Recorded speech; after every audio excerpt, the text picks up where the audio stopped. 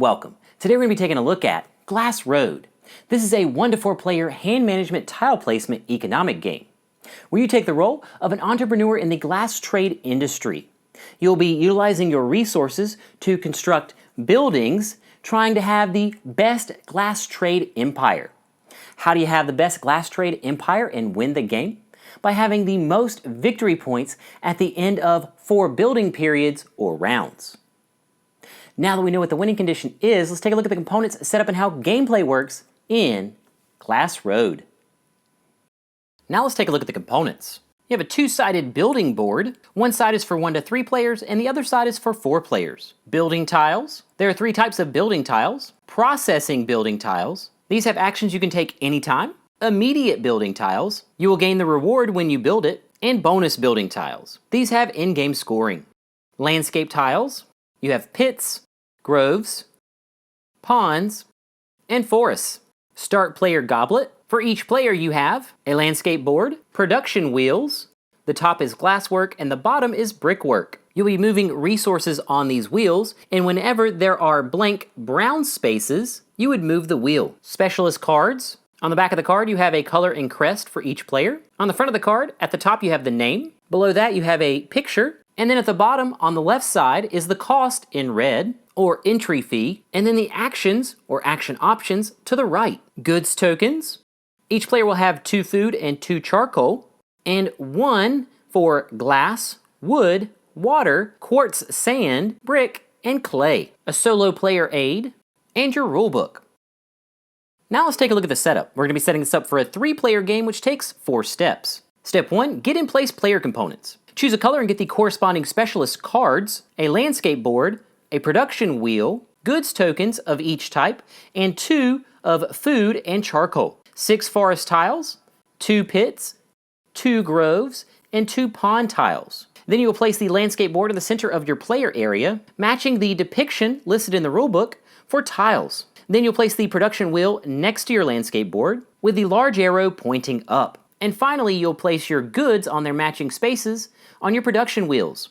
Step 2, place the building board. Based on the number of players, use the corresponding side of the building board and place it in the center of the play area. Step 3, stack and draw building tiles. Stack the building tiles face down next to their corresponding row, then draw and fill the row of buildings face up. Step 4, determine the first player. Choose a player and give them the first player goblet. Now let's look at the gameplay. A game consists of 4 building periods or rounds. A building period or round consists of 3 phases. Choose specialists, 3 card actions, and cleanup. Now let's look at each phase in detail. Phase 1, choose specialists. Players will simultaneously and secretly choose 5 specialist cards for the period or round to their hand. Then we move to phase 2. 3 card actions. Players will simultaneously choose a specialist card from their hand and place it face down to play for an action. Once all the players have chosen a card, in turn order, they will flip the card and take the action.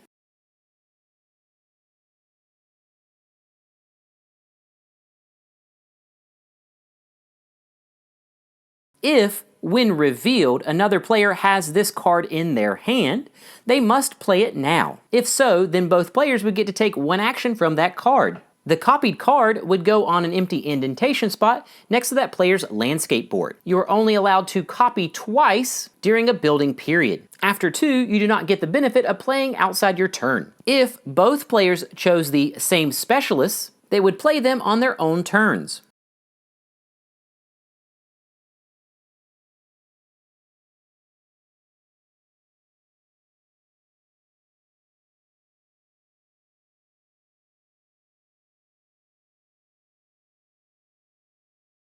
When a player flips the card and they were the only one to play that card, they get both action options for their action.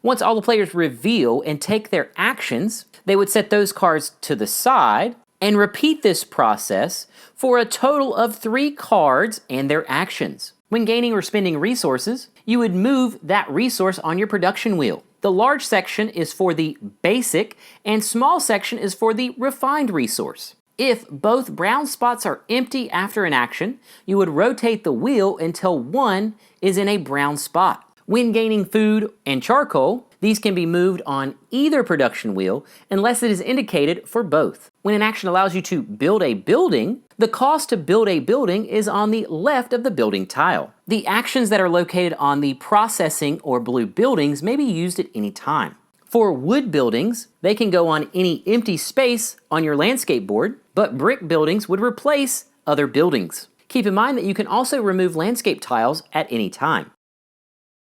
Once the players have carried out 3 cycles of card actions, we would move to phase 3, cleanup. Cleanup takes 2 steps. Step 1, refill the building board with the corresponding building tiles. Step 2, pass the first player goblet clockwise. In a 3-player game, after round 3, it goes to the player with the least amount of buildings. Then the next round would begin, and rounds would continue until the end of the 4th building period or round. At the end of the 4th building period or round, players can use their processing buildings and then go into the final scoring. Players would add their buildings victory points and the bonus buildings bonus victory points, and the player with the most victory points has the best glass trade empire and wins Glass Road.